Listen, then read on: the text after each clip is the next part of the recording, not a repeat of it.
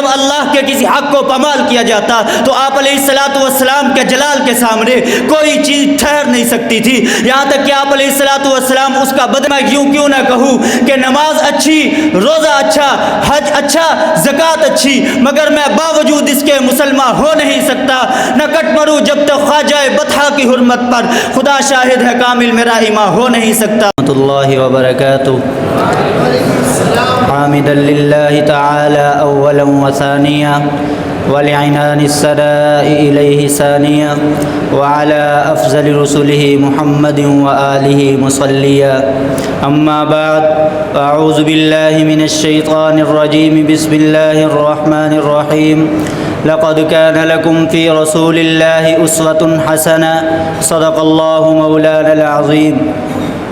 میرے معزز اساتذہ اکرام اور ہم مشن ساتھیوں، میں آج آپ حضرات کے سامنے آقا نامدار جناب محمد الرسول اللہ صلی اللہ علیہ وسلم کی سیرت طیبہ پر لب کشائی کرنے کی جسارت حاصل کر رہا ہوں۔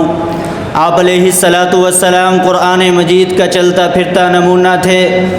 آپ علیہ الصلوۃ والسلام کے اخلاق عالیہ، اوصاف کریمہ، خصائل شریفہ کا ذکر ہند بن ابی حالہ نے بہت ہی پیارے انداز اور بہت ہی جامع انداز میں یوں فرمایا ہے کہ آپ علیہ الصلوۃ والسلام کو ہر وقت آخرت کی فکر، امور آخرت کی سوچ رہتی تھی۔ آپ علیہ الصلوۃ والسلام کا ایک تسلسل قائم تھا کہ آپ علیہ الصلوۃ والسلام کو چین نہیں آتا تھا، کسی بھی وقت سکوت، ہر وقت سکوت اختیار کرتے تھے، بلا ضرورت کلام نہیں فرماتے تھے۔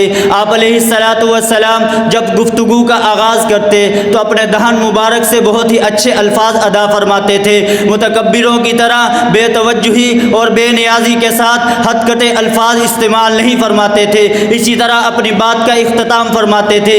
آپ علیہ الصلوۃ والسلام کا دہن مبارک اعتدال کے ساتھ فراخ تھا، یعنی تنگ منہ نہ تھا۔ آپ علیہ الصلوۃ والسلام کی گفتگو بیان بہت صاف اور واضح اور دو ٹوک ہوتا، نہ اس میں غیر ضروری طوالت نہ زیادہ اختصار ہوتا۔ آپ علیہ الصلوۃ والسلام صرف وہ بات ارشاد فرماتے تھے جس سے کچھ سروکار ہوتا۔ آپ علیہ الصلوۃ والسلام کے اخلاق عالیہ تمام لوگوں کے لیے عام اور وسیع تھے۔ آپ علیہ الصلوۃ والسلام نرم مزاج، نرم گفتار تھے۔ آپ علیہ الصلوۃ والسلام نہ کسی کی اہانت کرتے، نہ اپنے لیے اہانت کو پسند فرماتے۔ آپ علیہ الصلوۃ والسلام اچھی بات کی اچھائی بیان کرتے اور اس کو قوت پہنچاتے۔ آپ علیہ الصلوۃ والسلام بری بات کی برائی بیان کرتے اور اس کو کمزور کرتے۔ آپ علیہ الصلوۃ والسلام نعمت کی بہت زیادہ قدر کرتے اور اس کو بہت زیادہ چاہتے۔ دنیا اور دنیا کے متعلق جو بھی چیز ہوتی، آپ علیہ الصلوۃ والسلام کو اس پر کبھی غصہ نہیں آتا۔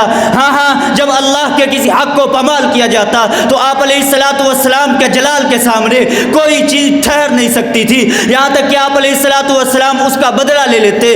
آپ علیہ الصلوۃ والسلام کو اپنی ذات پر کبھی غصہ نہیں آیا، نہ ہی اس کا کبھی انتقام لیا۔ آپ علیہ الصلوۃ والسلام جب اشارہ فرماتے تو پورے ہاتھ سے اشارہ فرماتے تھے۔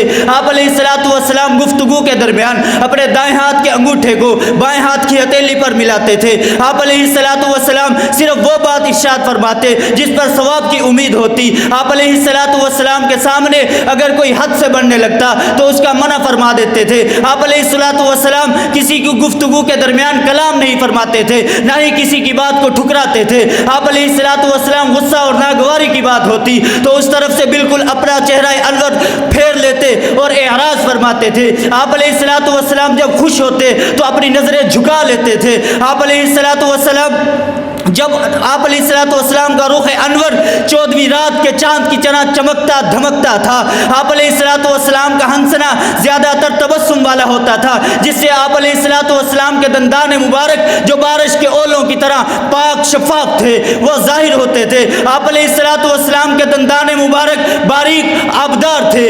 آپ علیہ الصلوۃ والسلام حضرت ابو ہریرہ رضی اللہ تعالی عنہ فرماتے ہیں کہ آپ علیہ الصلوۃ والسلام سے پہلے آپ جیسا میں نے کبھی نہیں دیکھا اور نہ ہی آپ علیہ الصلوۃ والسلام کے بعد کسی کو دیکھا ہے۔ پھر میں کیوں نہ کہوں کہ نماز اچھی، روزہ اچھا، حج اچھا، زکوٰۃ اچھی، مگر میں باوجود اس کے مسلمان ہو نہیں سکتا، نہ کٹ مروں جب تک خواجہ بطحہ کی حرمت پر، خدا شاہد ہے کامل میرا ایمان ہو نہیں سکتا۔ وما علینا الا البلاغ۔